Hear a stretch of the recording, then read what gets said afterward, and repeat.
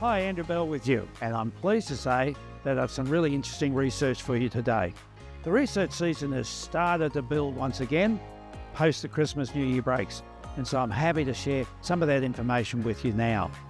Now, most research houses only release one specialty piece of research, such as interest rates or unemployment or population growth. And no one releases a comprehensive suite of research or stitches all the pieces together to give a total picture, other than the Ray White research team, who bring together so much of that information and deciphers it, and under the leadership of Nerida Consby, who's the most quoted and sought after real estate economist in Australia, she puts it all together. Now, the latest inflation stats are out, and therefore I think we don't take note of what the Reserve Bank Governor said, which was a clear indication that we should not expect another rate drop anytime soon. Now, population growth plays such a significant driving factor in price growth in Australia. As I mentioned previously, most research houses don't break it down to every city in the country other than the capital cities. But in our case, when we're part of southeast Queensland that is dominated by the Brisbane figures, we get a pretty good figure. Now, their figures are very relevant to us.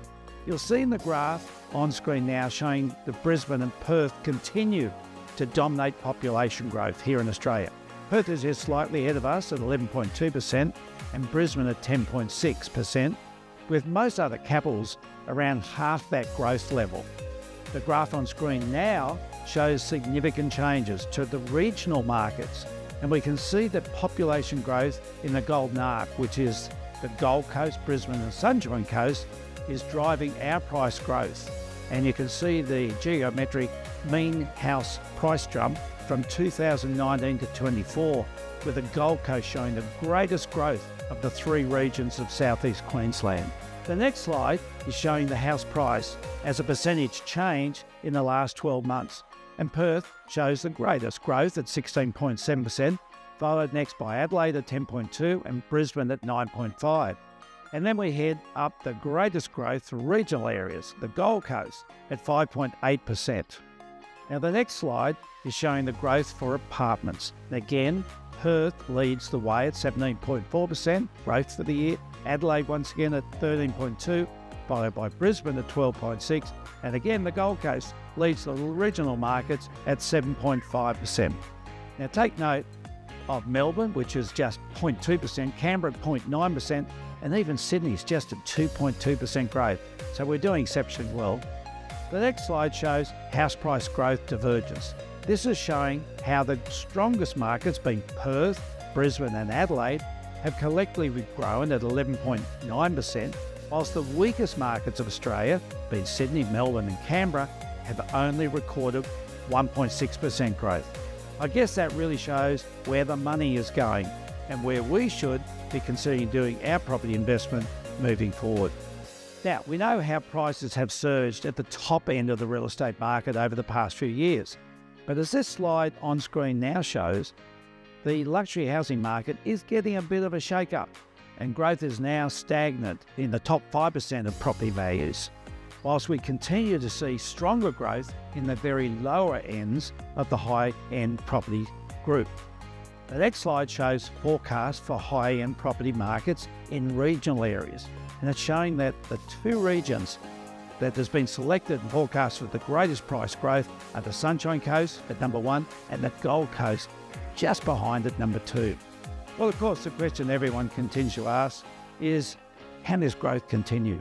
The slide on screen now shows that Queensland needed 54,000 new homes to be built last year, but we only built 41,700. And so it's showing that the undersupply pressure just keeps building. Our next slide on screen is of some comfort, but yet not significantly enough yet. But it is good news that construction costs are now moderating in Queensland, whilst they have accelerated in markets like Western Australia and South Australia. It is all well and good to talk about building a lot more homes, but the reality at the moment is that it remains cheaper to buy a second-hand property than it does to buy land and build a new one. And this will continue to limit the number of new homes being built and therefore continue to create greater pressure in the demand sector in that supply and demand equation. and that'll keep prices firming up. Now, an interesting factor is also contributing to price growth, and that is that there is significant long-term demographic shift where we see a lot more people living alone. More households in general are shrinking in size, which means there is more demand for housing. We simply don't have enough small homes, and that is why we're seeing the current huge demand for one-bedroom apartments as the cheapest entry point into the marketplace. And our last slide shows that whilst we have the big noise being made by the federal government about the amount of homes that are going to be built, it's simply not happening. Even the ambitious task of building 1.2 million homes over 5 years has never occurred previously. But as the slide on screen shows, we are actually in decline, not in incline. And those ambitious plans are simply all talk and no action. So the housing crisis continues. So lots to digest in all of that research, but there's so much more that comes into play when determining the direction of the real estate market moving forward. And I'll be providing more of that research over the forthcoming market reports. Regards for now, look forward to seeing you in a fortnight.